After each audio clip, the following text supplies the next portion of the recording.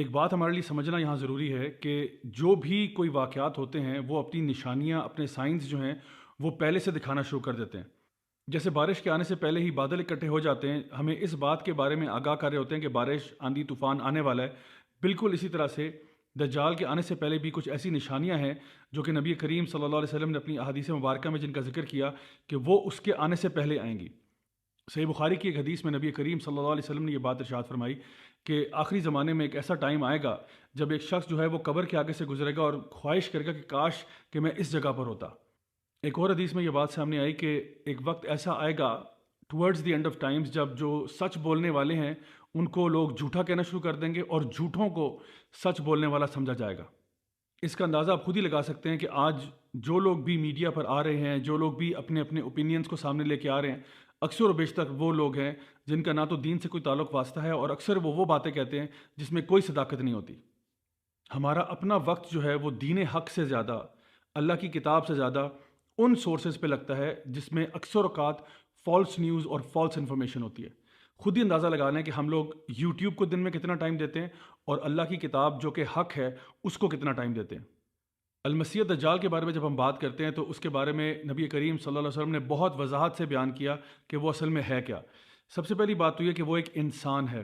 ہاں، اس کے پاس بہت ساری سپر پاورز آپ کہہ سکتے ہیں، لیکن ہے وہ انسان ہی۔ صحیح بخاری کی ایک حدیث ہے جس میں نبی کریم صلی اللہ علیہ وسلم نے بے شمار سائنز گنوائے ہیں towards the end of time, دجال کے آنے سے پہلے۔ اس میں سے ایک یہ ہے کہ دو بڑے گروہ جو ہیں جن کا آپس میں مذہب بھی ایک ہی ہے وہ آپس میں لڑ پڑیں گے۔ اس کے علاوہ یہ کہ تقریباً 30 کے لگ بھگ جھوٹے نبی یا جھوٹے دجال جو ہیں وہ آپ کے سامنے آئیں گے۔ دینی علم جو ہے وہ اٹھا لیا جائے گا، زلزلے آنا شروع ہو جائیں گے، وقت جو ہے بہت جلدی سے گزرنا شروع ہو جائے گا۔ اس کے علاوہ الفتن، بہت سارے فتنے جو ہیں ہمیں گھیر لیں گے۔ اس کے علاوہ قتل و غارت میں اضافہ ہو جائے گا، مال و دولت میں اضافہ ہو جائے گا، اور لوگ جو ہے وہ ایک دوسرے کے ساتھ کمپٹیشن کریں گے اونچی اونچی عمارتوں کی تعمیر میں۔ ایک اور روایت جو ہمارے پاس ابن ماجہ سے آتی ہے، وہاں پہ نبی کریم صلی اللہ علیہ وسلم نے یہ بات ارشاد فرمائی کہ دجال کے آنے سے پہلے کچھ ایسی مشکلیں اور مصیبتیں لوگوں پر آئیں گی جس کے بارے میں ہمیں آئیڈیا ہو جائے گا کہ دجال آنے والا ہے۔ دجال کے آنے سے 3 سال پہلے بارشیں جو ہیں وہ 1/3 کم ہو جائیں گی، اس کے دوسرے سال میں 2/3 بارشیں کم ہو جائیں گی، اور دجال کے آنے سے 1 سال پہلے بارشیں مکمل طور پر ختم ہو جائیں گی، حتیٰ کہ جانور بھی مرنا شروع ہو جائیں گے اور خوراک بھی نہیں رہے گی۔ تو صحابہ نے پوچھا کہ یا رسول اللہ پھر اس ٹائم پہ ہم کیا کھائے پیئیں گے؟ جس سال میں کھانا ہی نہیں ہوگا اس سال میں ہم کیا خوراک کھائیں گے؟ تو آپ نے فرمایا کہ تمہاری خوراک کیا ہوگی؟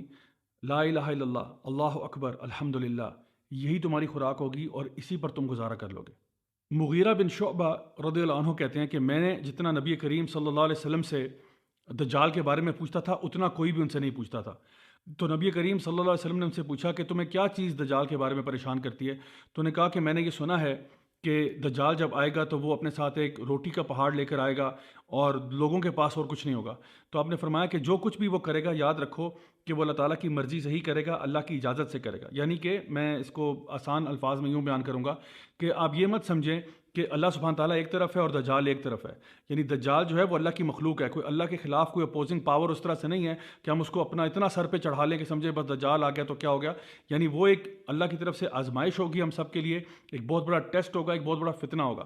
لیکن کبھی بھی انسان کو یہ نہیں سوچنا چاہیے کہ پاور ساری اس کے ہاتھ میں نہیں۔ اللہ سبحانہ تعالیٰ جو ہے القوی ہے، اللہ تعالیٰ جو ہے وہ ہر چیز پر قادر ہے۔ تو جس طرح سے اللہ تعالیٰ نے شیطان کو بھی لوگوں کے ٹیسٹ کے لیے بھیجا، بالکل اسی طرح سے المسیح دجال جو ہے وہ بھی ایک آزمائش ہے، ایک امتحان ہے بلیورز کے لیے، اور ایسا امتحان ہے جس کے بارے میں نبی کریم صلی اللہ علیہ وسلم ارشاد فرماتے ہیں کہ کوئی نبی ایسا نہیں گزرا سوائے اس کے کہ اس نے اپنی قوم کو المسیح دجال کے فتنے کے بارے میں نہ بتایا ہو۔ اور آپ صلی اللہ علیہ وسلم نے یہ بات ارشاد فرمائی کہ کوئی فتنہ اتنا بڑا نہیں ہے آدم علیہ السلام سے لے کر قیامت کے دن تک جو کہ المسیح دجال کے فتنے سے زیادہ بڑا ہو۔ جہاں تک المسیح دجال کی ڈسکرپشن کی بات آتی ہے تو اس کی کمپلیکشن جو ہے وہ فیئرش کمپلیکشن ہے، ریڈش کہہ لیں آپ کی، اس کی سکن ٹون ہے۔ اس کے علاوہ یہ کہ اس کی جو بلڈ ہے وہ بہت بڑی اور ایک بلکی فزیک ہے۔ اس کے ماتھے کے اوپر کافہ را لکھا ہوگا جو کہ تمام مومنین جو ہیں پڑھ سکیں گے، چاہے وہ پڑھے لکھے ہوں یا ان پڑھ ہوں۔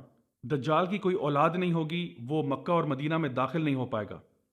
اور اگر ہم احادیث کا جائزہ لیں تو بات یوں سمجھ میں آتی ہے کہ لگتا ایسے ہے واللہ عالم کہ دجال جو ہے وہ ٹیکنالوجی کا بڑا ماسٹر ہوگا، کیونکہ آتا ہے کہ وہ زمین سے سارے خزانے نکال پائے گا اور وہ بہت تیزی سے ہوا کی سپیڈ سے ٹریول کیا کرے گا۔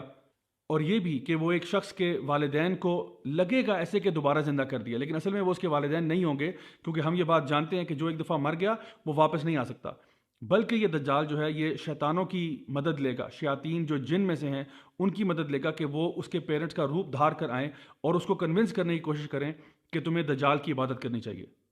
دجال کا مطلب ہی جھوٹا ہے، امپوسٹر، لائر، ڈسیور، وہ جو لوگوں کو دھوکہ دینے والا، فریب دینے والا۔